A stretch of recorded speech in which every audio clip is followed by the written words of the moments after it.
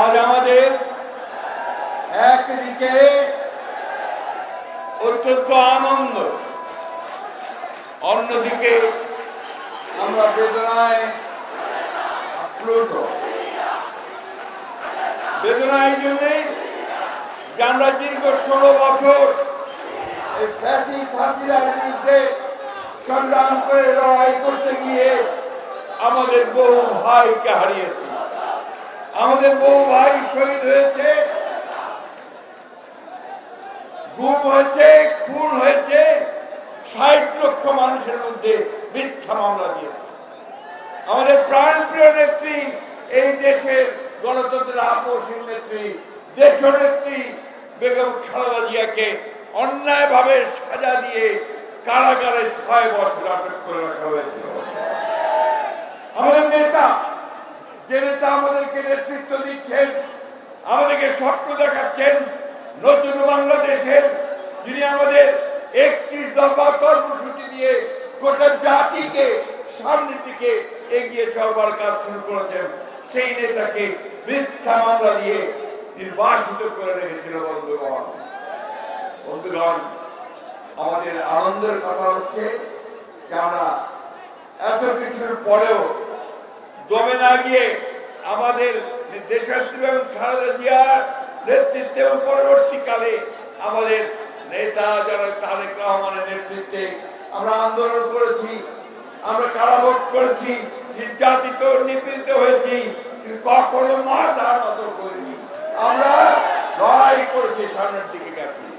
বন্ধুগণ, আমি আজকে আমাদের সেই সব শহীদ যারা এই দীর্ঘ 15 বছরে এবং জুলাই আগস্ট মাসে যারা প্রাণ দিয়েছেন, শহীদ হয়েছেন, তাদের প্রতি শ্রদ্ধা জানাচ্ছি। শ্রদ্ধা জানাচ্ছি আমাদের সেই সব আহত ভাইদেরকে, যারা আহত হয়েছেন, বন্ধু হয়েছেন, চোখ হারিয়েছেন, তাদের প্রতি সহানুভূতি জানাচ্ছি এবং আশা করছি যে তারা আমাদের সরকার তাদের সুচিকিৎসার ব্যবস্থা করবে। আমি বক্তব্য দীর্ঘ করব না। নির্বাচনের তারিখ ঘোষণা হবে খুব শিগগিরই। আমাদের নতুন জুলাই ঘোষণাপত্র হয়েছে। সংস্কার আমাদের চেয়ারম্যান তারেক রহমান সাহেবের যে দৃষ্টিভঙ্গি 31 দফার বাস্তবায়িত হতে চলেছে সংস্কারের মধ্যে দিয়ে। আসুন আজকে আমরা সেই শপথ গ্রহণ করি যে আমরা বাংলাদেশকে সত্যিকার অর্থে একটা সুখী সমৃদ্ধ বাংলাদেশ গড়ে তুলব।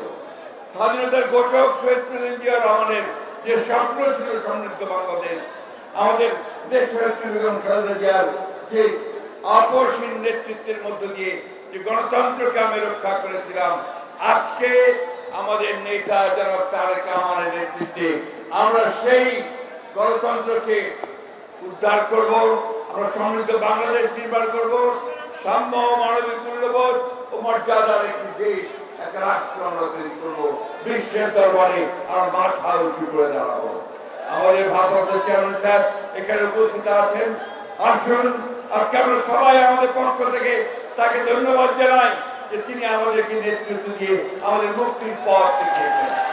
আমি ধন্যবাদ জানাবো দেশের সমস্ত মানুষকে, রাজনৈতিক দলগুলোকে, ছাত্রদেরকে, এবং এটা না বললেই নয়, আমি দেশপ্রেমিক সেনাবাহিনীকে আমি আন্তরিক ধন্যবাদ ও কৃতজ্ঞতা জানাতে চাই।